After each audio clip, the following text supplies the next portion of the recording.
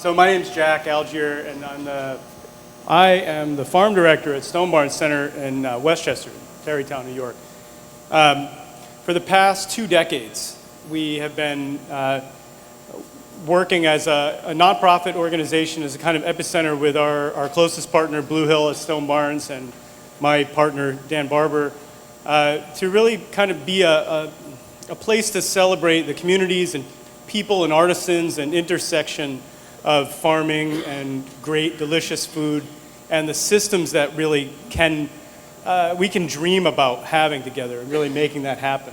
So really, and thank you for setting up the slides. Also, what I just learned this morning is that our attention spans are about as long as a goldfish, which is 8 seconds. So I'll make it brief, but concise maybe.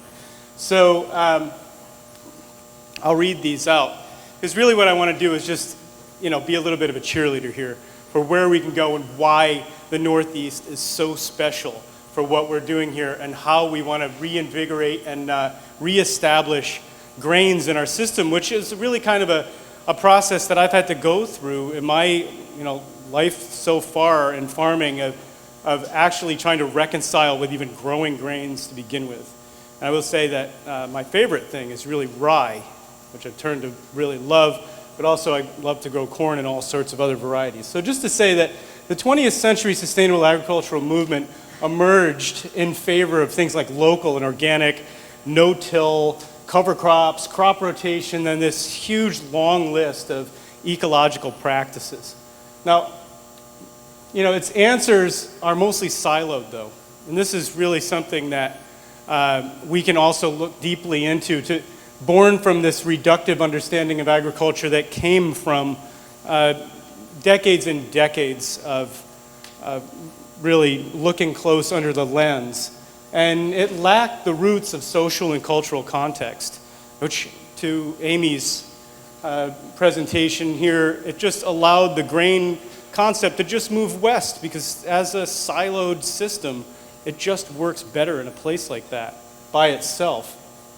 This has left us with more questions than answers, though, in the wake of climate change and industrial agriculture, and to a certain extent, the fallout of culture and social values in our agricultural systems and in our food culture.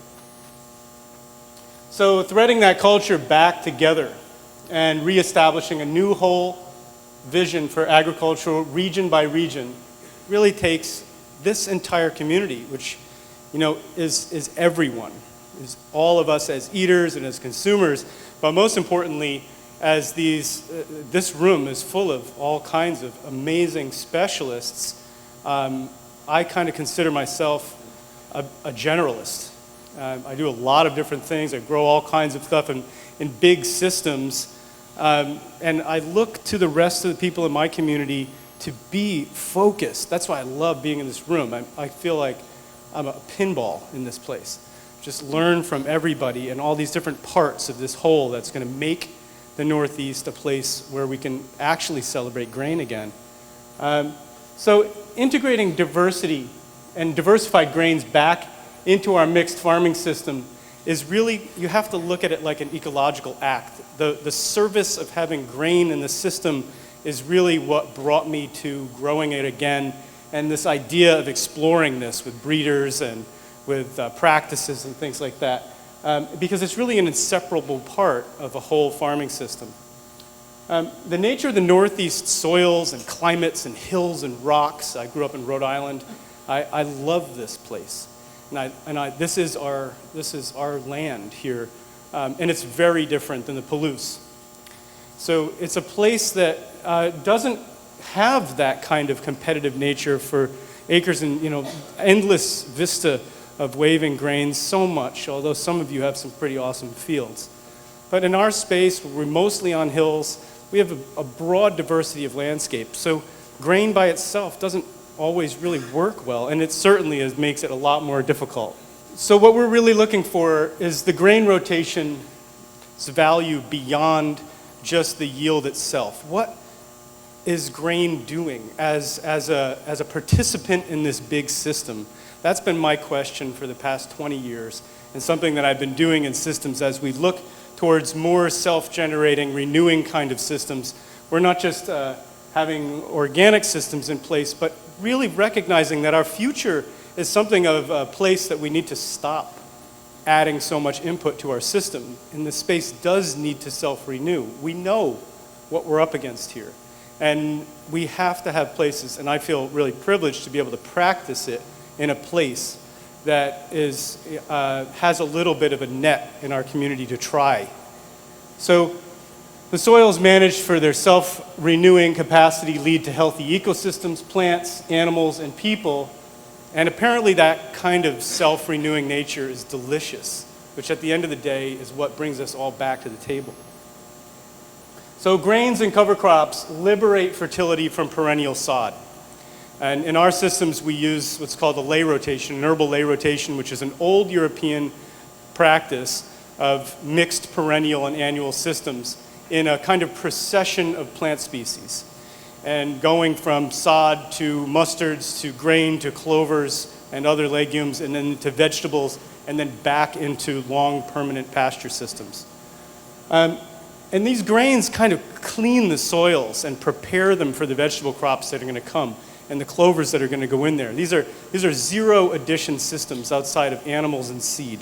So we're shifting from an input-driven system, a siloed system, to a more self-regulating and complex agri-ecosystem requiring more reverence and service from each player in that group. Every animal species, every plant species has this really special gift and capacity to actually make the system work. So when we are all stuck on trying to find that best product at the end of the day for the sale, and that's what drives all of our production choices, we're being led astray. The choice has to start first with the ecosystem. It has to start with something that is right for that place.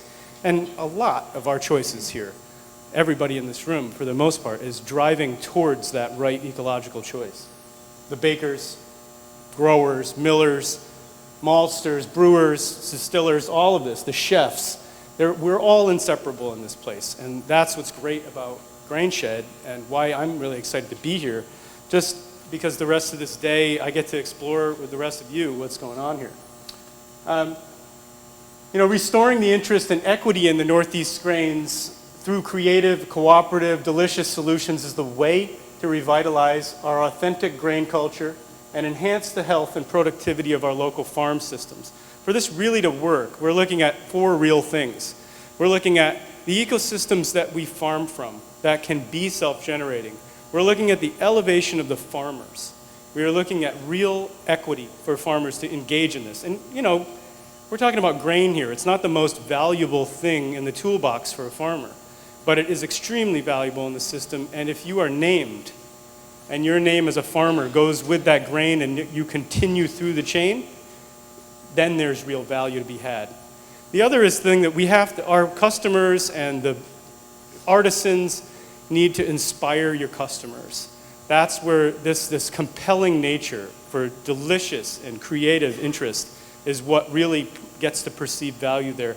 And at the end of the day, the reality is this kind of system, these kind of growing whole grain systems, diversified grain products, are more healthy for us. And they're more nutrient dense, and all of those things continue to become clearer and clearer as we continue to have whole systems in place. So I just want to thank you guys for inviting me here. Thank you, and I look forward to the rest of the day. Thanks a lot.